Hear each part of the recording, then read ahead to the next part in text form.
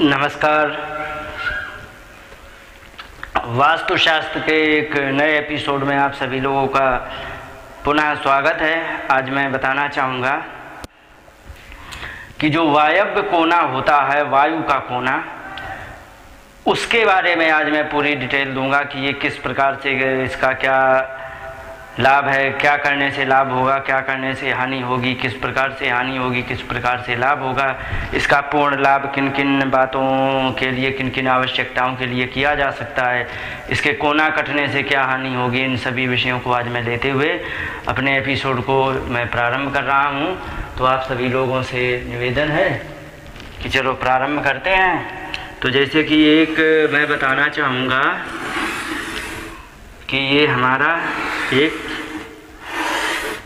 ज़मीन है, भूमि है, और उसमें हमें ये वायु कोना है, वायु कोना है। यहाँ पर चंद्रमा है।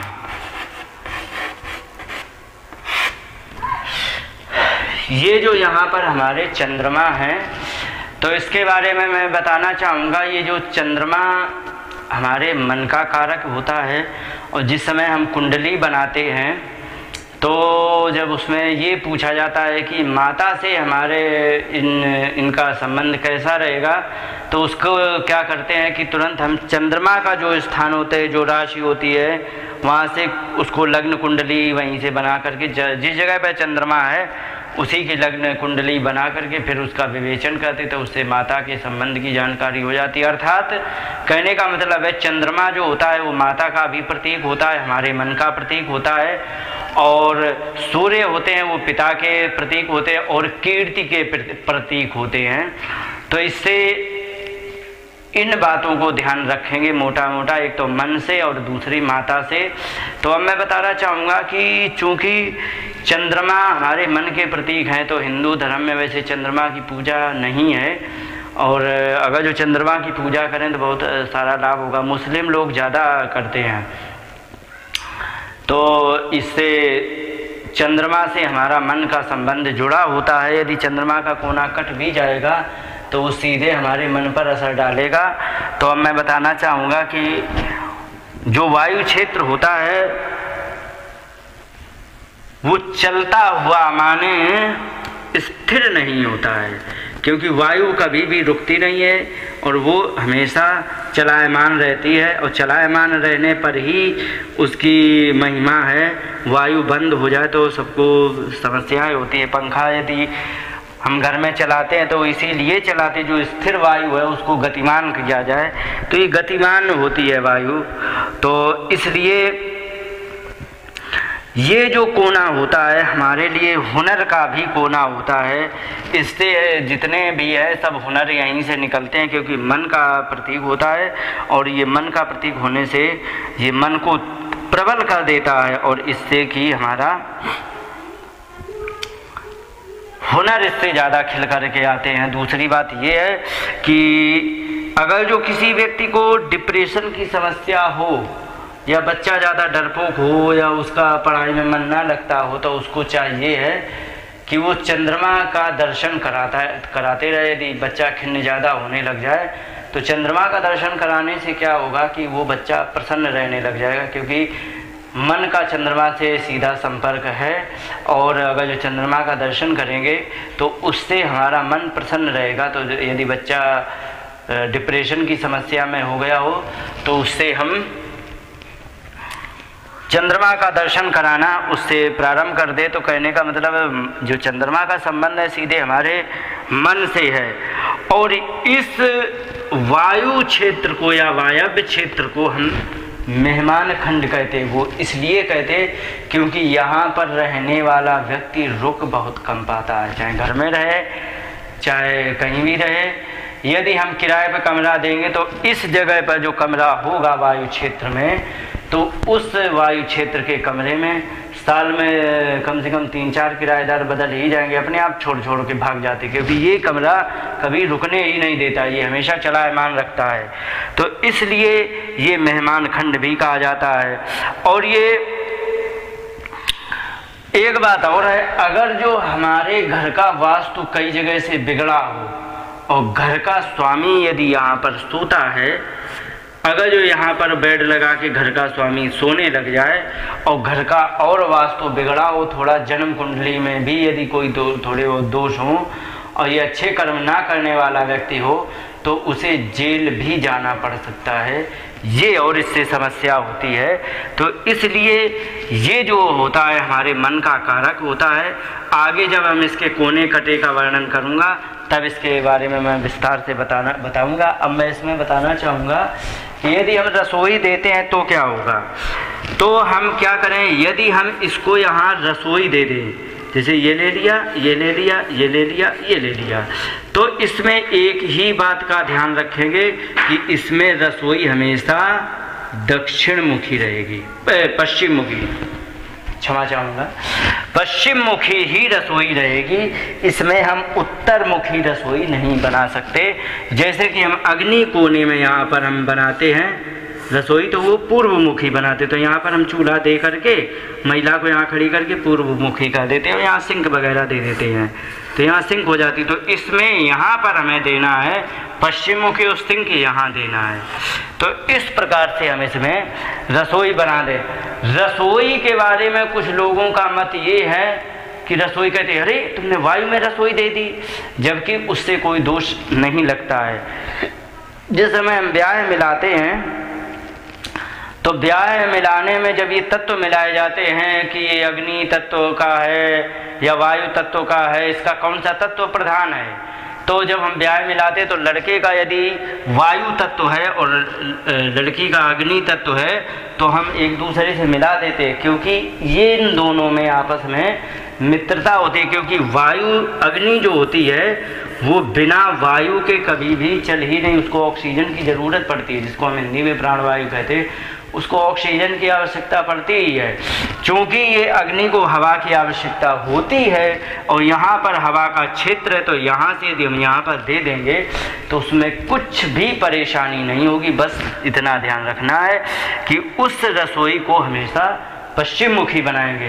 कुछ लोग क्या करेंगे कि इसी रसोई को कहेंगे अरे तुमने इसमें ये वायु में क्यों बना दिया, आप इसी वायु के कमरे में दूसरी जगह बना सकते हो। पूछा कहाँ, इसी कमरे के हम मतलब अग्नि कोने में रसोई बना सकते, इसी कमरे के अग्नि कोने में, तो इसी कमरे का अग्नि कोना ये बना उसके उनके हिसाब से, और हम यहाँ बना सकते, इससे कोई दिक्कत नहीं होगी। तो वे कहेंगे नहीं, जबकि ये बिल्कुल गलत है। क्यों है गलत, इसके बारे में बताना चाहूँगा।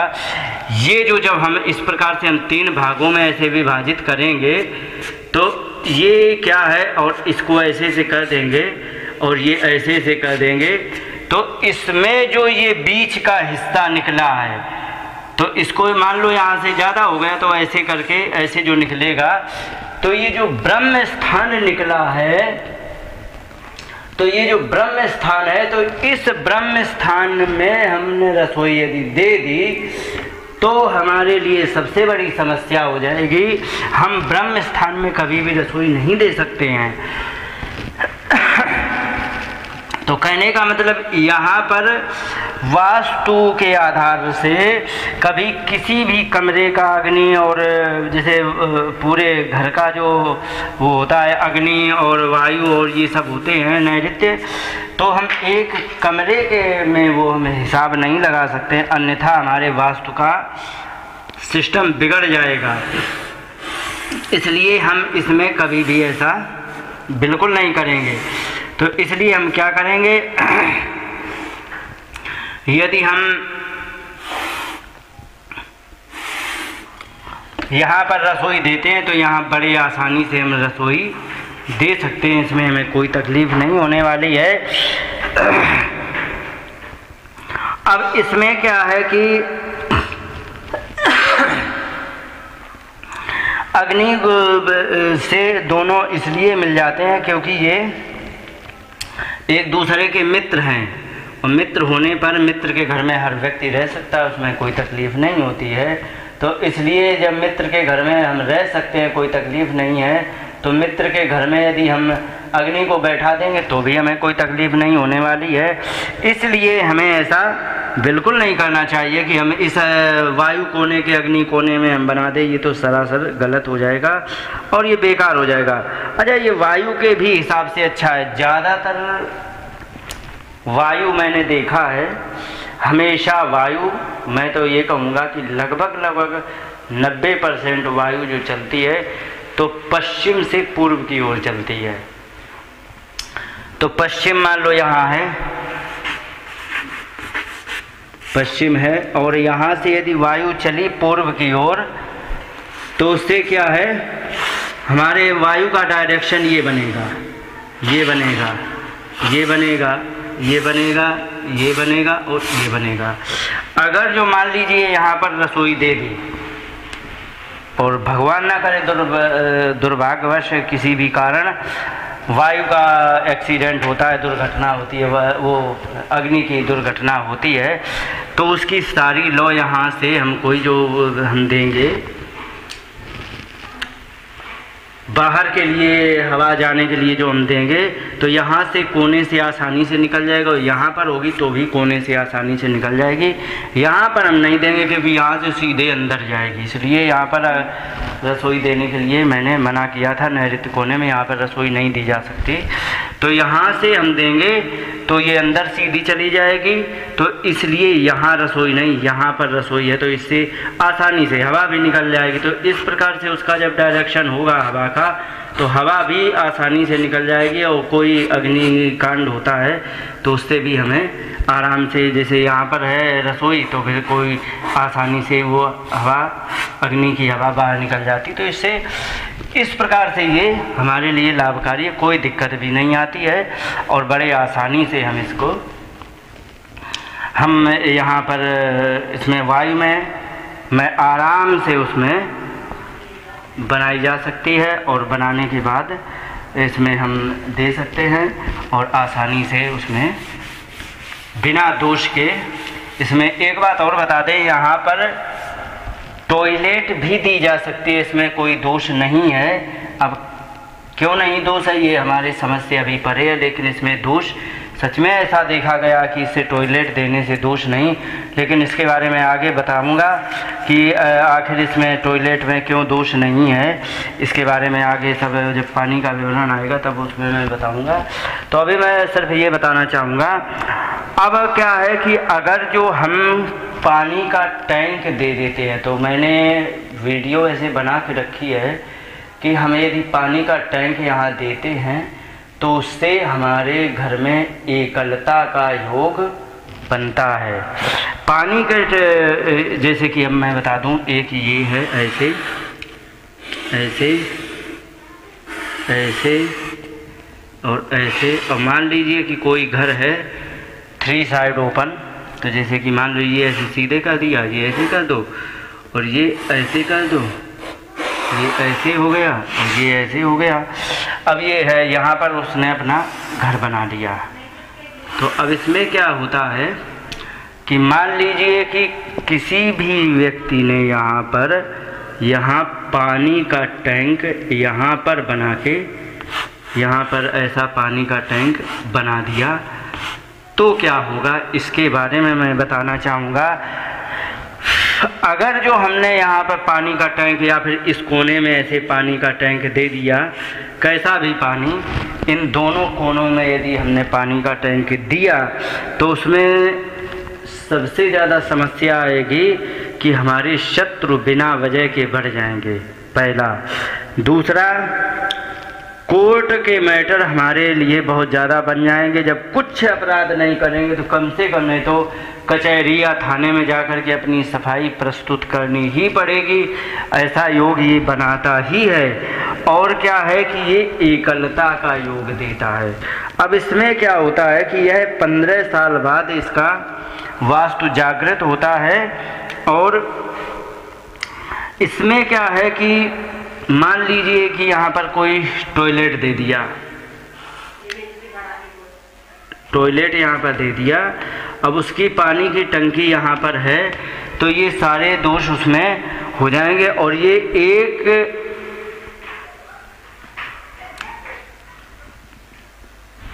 साल तक तो परेशानी देगा। इसके बाद ये एकलता का योग देगा। दूसरी बात ये है कि इसमें यहाँ पर जो वायु क्षेत्र है तो इसमें जो ये जो दिया गया है तो ये टॉयलेट यहाँ बना दी है तो उससे कोई दिक्कत नहीं है, लेकिन जो ये टंकियाँ ये बनाई गई हैं ये दिक्कत देती हैं। अब इसके दोष के निवारण के लिए इसमें होता क्या है कि लड़कियों की शादी भी नहीं हो पाती है और ये शादी के लिए देर कर देता है। और कहीं बाई चांस अगर जो यहाँ से दरवाज़ा दे दिया, इस जगह से तो दरवाज़ा बना दिया गया, ऐसे दरवाज़ा यहाँ से दे दिया गया, ये अग्नि का दरवाज़ा हो गया, यहाँ पानी दे दिया, तो इसमें बहुत बड़ी समस्या आ जाएगी। इसमें लड़कियों की शादी नहीं होगी, जो भी घर में रहेगा वो अकेला रहेगा। दूसरी बात और बता दें कि इसमें मान लो 8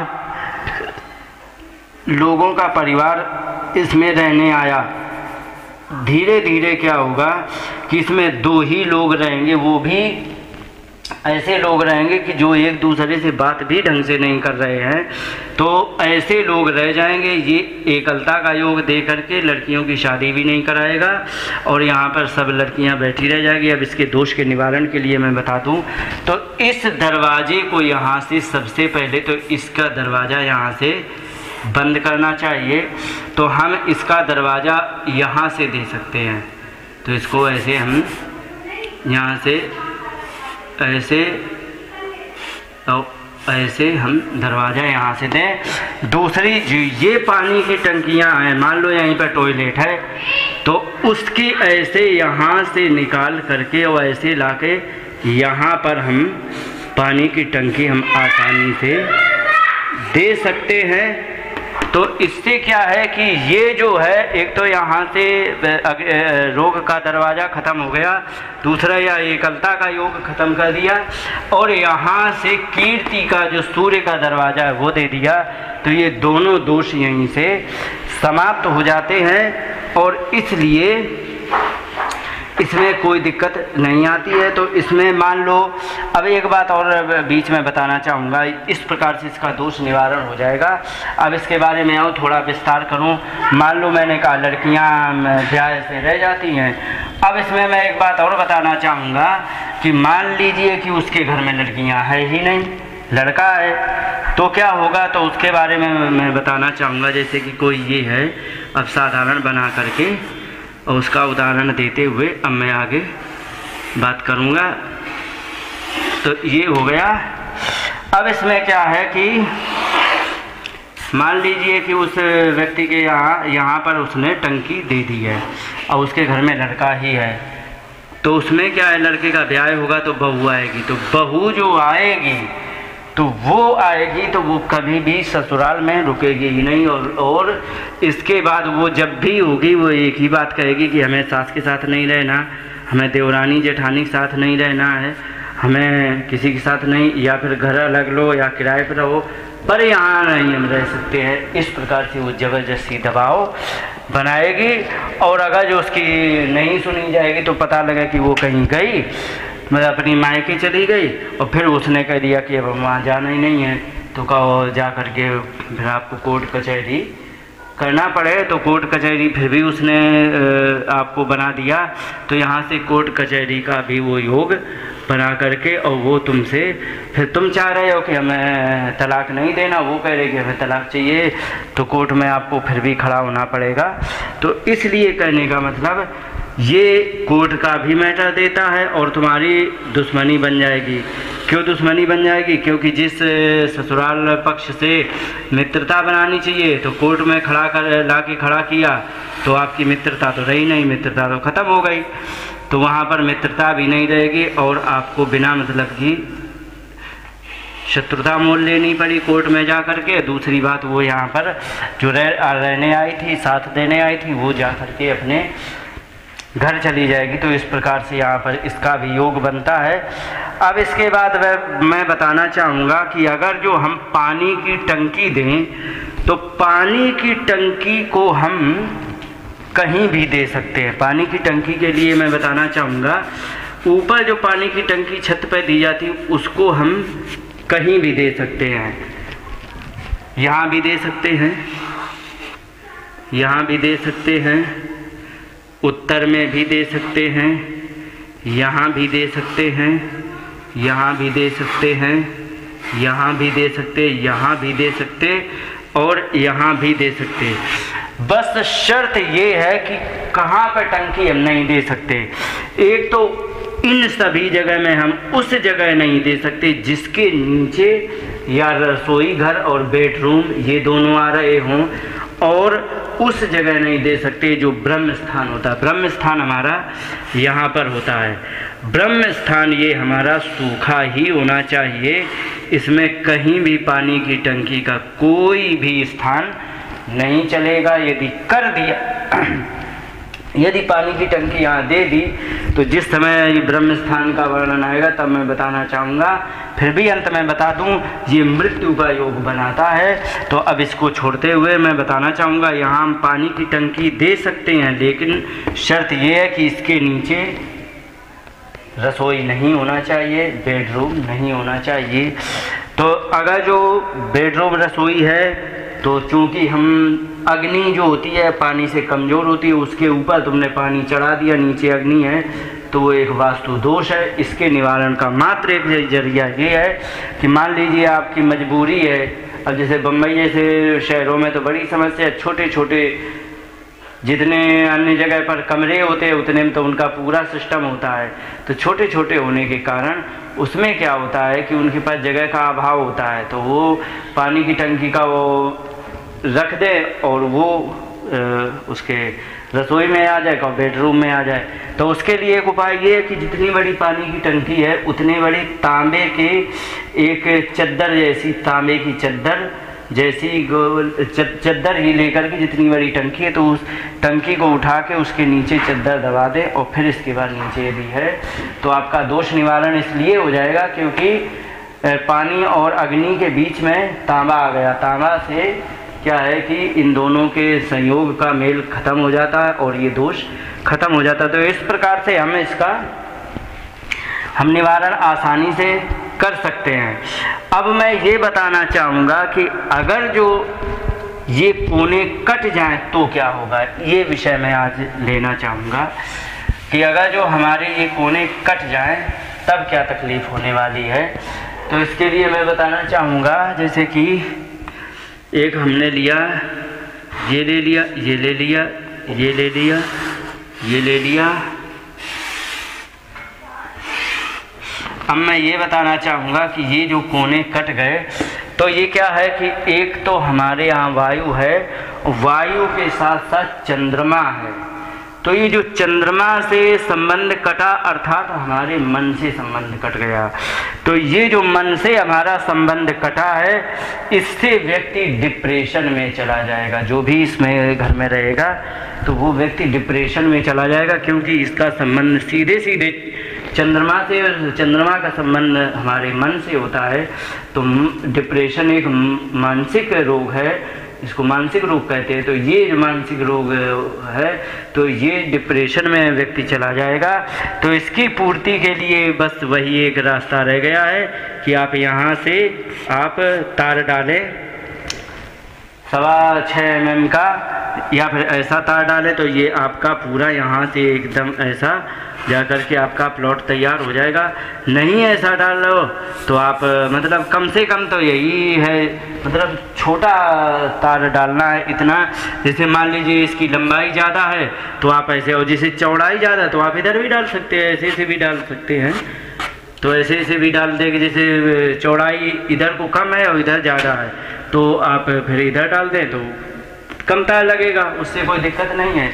तो उससे क्या है कि इनसे फिर तुम्हारा पूरा यहाँ पर ये वाले एक ये कोना बनेगा, फिर ये और ये कोना, फिर यहाँ से इतना आसानी से आपका प्लॉट एक चौकोर प्लॉट तैयार हो जाएगा। इससे तुम्हारा दोष का निवारण हो जाएगा।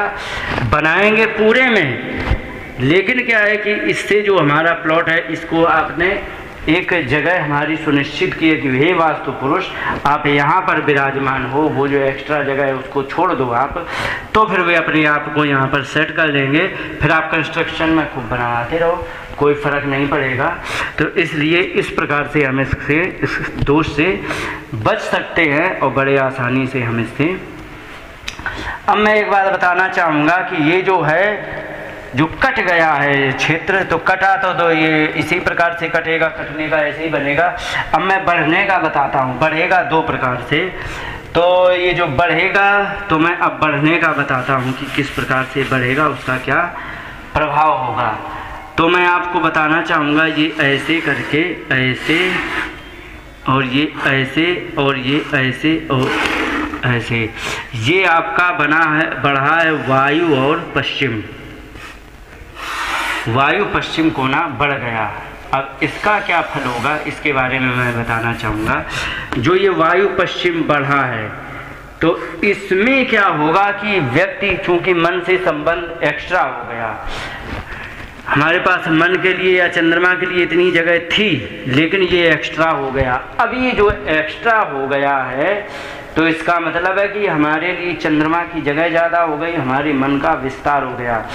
अब मन का विस्तार हो गया है, क्योंकि बुद्धि का नहीं हुआ है, तो मन का विस्तार होता है, तो व्यक्ति इसमें ओवर कॉन्फिडेंस हो जाता है। ओवर कॉन्फिडेंस क्या है कि कोई काम करेगा, उसने कोई भी काम करने को चलेगा तो सोचेगा समझेगा कम और वो काम जल्दी कर देगा। तो इससे क्या है कि गलतियां होने की संभावना सबसे ज़्यादा ऐसे में हो जाती हैं। कभी कभी क्या होता है कि प्लॉट तुम्हारा इतना है, ठीक है, इस प्रकार से है प्लॉट। अब आपने क्या किया कि आपने डोर दे दिया, आपने मान लो ये, मैं बताऊं, ये ऐसे डोर दे दिया, ठीक है। अब क्या हुआ कि यहाँ से तुम्हारा डोर तो हो गया, लेकिन तुमने ऊपर टीन या फिर कुछ भी डाल करके ऐसे छप्पर जैसा लगा लिया, ताकि हम यहाँ पे खड़े हो जाएं, ठीक है, खड़े हो जाएं, कार खड़ी कर लें, साइकिल खड़ी कर लें, कुछ भी। तो चूंकि ये तुम्हारे घर से एकदम जुड़ा हुआ है, तो ये आपको वास्तु दोष, इसके बारे में मैं कई बार कह चुका हूँ, कोई बात नहीं, जितनी बार बात होगी आवश्यक मैं दोहराता ही रहूँगा। कोई ये नहीं सोचे कि ये बात बार बार कही जा रही, बार बार कही जा रही, उसकी आवश्यकता है इसलिए। तो जमीन पर इसका कोई संबंध नहीं, भले ही दो खंभे खड़े किए लोहे के, उससे कोई दिक्कत नहीं, लेकिन ऊपर भी यदि बना दिया गया है, कोई घर के ऊपर बना देते हैं, तो सड़क है, ऊपर घर बनाया, छज्जा है, यदि छज्जा बिल्कुल बराबर पूरे घर में यदि 3 फुट लटकाया है सड़क पर, तो 3 फुट पूरा लटकेगा, तो उसमें वास्तु नहीं बिगड़ेगा। पता लगा कि तुमने छज्जा एक जगह 3 फुट लटकाया, एक जगह 6 फुट लटका दिया, तो आपका वास्तु बिगड़ जाएगा। तो ये जो लटक गया है, तो ये भी ओवर कॉन्फिडेंस देने का योग बनाएगा और आप गलती करेंगे, और गलती करने के बाद आपको नुकसान झेलना पड़ेगा ही, इसमें कोई विकल्प नहीं। इसका उपाय क्या है? उसका उपाय सिर्फ ये है कि यहाँ से यहाँ आप अगर जो छप्पर टीन टप्पर कुछ डाल रहे हैं, तो यहाँ से यहाँ तक आप तांबे के तार से उसके सीमा रेखा तय करेंगे। सीमा रेखा तय करने के बाद फिर इसके बाद आप अपना काम यहाँ से आगे बढ़ाएंगे। अब ये रहा, मैंने बताया आपको पश्चिम की तरफ बढ़ा हुआ। अब मैं बताना चाहूँगा, या फिर वो पश्चिम की तरफ ऐसे भी बढ़ाया जा सकता है, वो छोड़ो, जाने दो। अब मैं बताना चाहूँगा कि तुमने यदि ऐसे करके और ऐसे ऐसे ये बढ़ा लिया, ये ऐसे बढ़ा लिया, तो इससे क्या होने वाला है इसके बारे में मैं बताना चाहूँगा। अगर जो तुमने ये बढ़ाया, तो इसमें क्या होता है कि स्त्री जो होगी तुम्हारे घर में, वो ओवर कॉन्फिडेंस हो करके और वो सबसे ज़्यादा गलतियां करेगी। तो ये जो होता है, इससे स्त्री अधिक ओवर कॉन्फिडेंस होती है, जिसको हम कह दें कि वायु और उत्तर की तरफ बढ़ा हुआ में स्त्री ओवर कॉन्फिडेंस होगी, और वायु और क्या कहते हैं पश्चिम कोना बढ़ने पर पुरुष अधिक ओवर कॉन्फिडेंस होगा। तो इसमें जो भी ओवर कॉन्फिडेंस होगा वो गलतियां जरूर करेगा, क्योंकि मन से संबंध बढ़ जाता है, इसलिए वो गलतियां करेगा, और गलतियां करके वो फिर अपकीर्ति भी प्राप्त कर सकता है, क्योंकि गलती हुई, क्योंकि गलती का एक सीधा सिद्धांत ये होता है कि गलती हम करें, नुकसान मैं अपना करूं, लेकिन खिल्ली पड़ोसी ज़रूर उड़ाएंगे, उसमें कोई रोक नहीं सकता है। तो इसलिए उसमें गलतियां होने से, और मैंने ये भी बताया था आपको, जो ये कोना कट गया था ऐसे करके, तो इससे क्या है, माँ से भी संबंध कट जाता है, तो इससे माँ से भी संबंध बिगड़ने की आशंका होती है। बाकी ये होता है। तो इस प्रकार से मैंने आज आपको वायव्य कोने के बारे में मैंने आप सभी को जानकारी दी। इन्हीं शब्दों के साथ बात को विराम देते हुए नमस्कार, जय हिंद। अब मैं अगला चैप्टर प्रारंभ करूंगा ब्रह्म स्थान के बारे में। तो ब्रह्म स्थान रह गया, चूँकि मैंने ईशान ले लिया है और अग्नि ले लिया है, नैऋत्य ले लिया, वायु का आज कर दिया है। अब मेरा रह गया है ब्रह्म स्थान में। तो ब्रह्म स्थान में मुझे क्या क्या करना चाहिए, इसमें क्या विशेषता है, क्या सावधानियां हैं, किसका प्रतीक है, इस सभी विषयों को लेते हुए यहाँ से अगले एपिसोड में मैं उसकी जानकारी दूंगा। इन्हीं शब्दों के साथ अपनी बात को विराम देते हो। नमस्कार, जय हिंद। तो ये इस प्रकार से जब कोना कटेगा तो ये भी दूसरे के आश्रित होने के हमें सूचना देगा। अब इससे क्या है, एक बात और बता दें, कभी कभी क्या होता है कि कोई जगह है और किसी व्यक्ति ने खरीद ली, और उस जगह का आकार कैसा है ये भी बता दें। ये ऐसे सीधी चली गई स्ट्रेट, और ये ऐसी चली गई, ये ऐसी आई, और ये ऐसी चली गई, ये इस प्रकार से है। अब ऐसी जगह है, अब इसमें कोई भी काम किया जाएगा तो आजकल के जो नए बिल्डर्स हैं वे क्या है कि उन लोगों को वास्तुशास्त्र का बिल्कुल भी ज्ञान नहीं होता है, और वे सोचते हैं कि साहब जो हम कर रहे हैं वो बहुत अच्छा कर रहे हैं, और हम अपनी पूरी अकलदारी लगा करके हम इसमें ज़्यादा से ज़्यादा कंस्ट्रक्शन करेंगे। तो वो आकार देगा, क्या करेगा कि यहाँ से अंदर बनाएगा, तो ये ऐसे पहले इतना छोड़ देगा। फैक्ट्रियों में प्राय करके चारों तरफ 2-2, 3-3 फुट छूटा होता है। ये है क्या है कि आसपास पूरा निकलने के लिए, और ये होता है तो ऐसे छोड़ देगा। और फिर यहाँ से जब कंस्ट्रक्शन करेगा तो वो बनाएगा किस प्रकार से, तो ये हटा देंगे, तो ये ऐसे कर देगा, फिर ये ऐसे करेगा, फिर ये ऐसे करेगा, फिर ये ऐसे करेगा, फिर ये ऐसे करेगा, फिर ऐसे जोड़ देगा जाके, और ये यहाँ पर ऐसे बना के तैयार कर देगा। तो इसमें हम देख रहे हैं कि कुछ भी क्लियर नहीं है वास्तु के हिसाब से। तो यहाँ बना तो दिया उसने, जबकि वास्तु में ऐसी कोई भी बिल्डिंग का कोई नक्शा नहीं होता है, और वास्तु कहता है कि ऐसी बिल्डिंग कभी बन नहीं सकती। अब इससे क्या होने वाला है कि इससे फैक्ट्री का जो मालिक है वो बर्बाद होगा, निश्चित होगा, क्योंकि इसमें कोना कोई ना घटा है, ना बढ़ा है, ना कटा है, ना छटा है, सब कुछ है, सारी अशुद्धियां हैं, कोई भी कोना परफेक्ट नहीं है।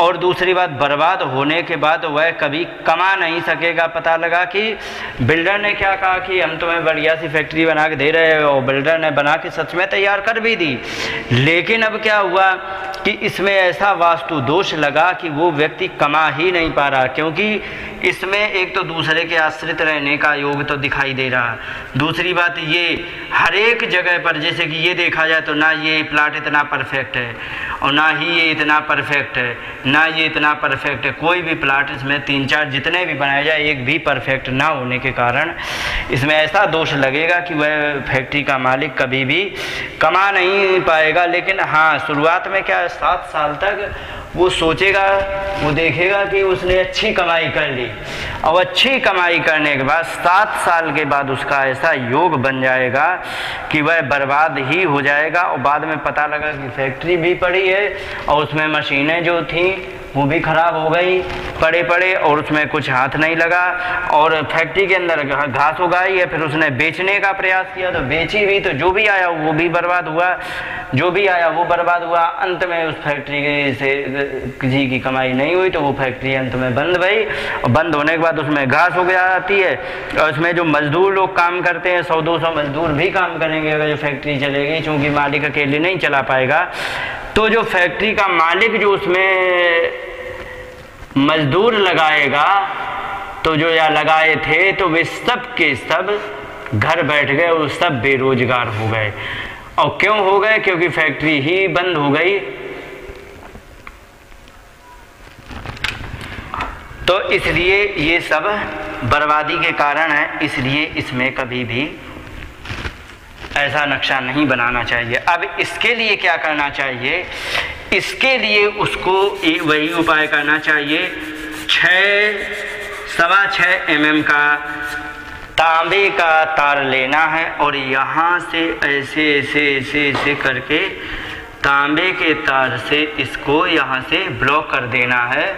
और फिर इसके बाद ये जो है उसका प्लॉट ये बनेगा, और ये प्लॉट जब बनेगा तो इस पर जो भी कंस्ट्रक्शन होगा वो सब का सब लाभकारी होगा और कोई दोष नहीं होगा। इस प्रकार से 6 mm के किसी भी कोने के कटे हुए या बढ़े हुए का दोष निवारण के लिए हम 6.25 mm का तार डाल करके, और उसको हम उस दोष से हम बच सकते हैं 6.25 mm का तार डालने पर। तो अब मैं आगे बताना चाहूँगा कि जब 6.25 mm का तार पड़ जाएगा तो उससे सारा लाभ ही लाभ होगा।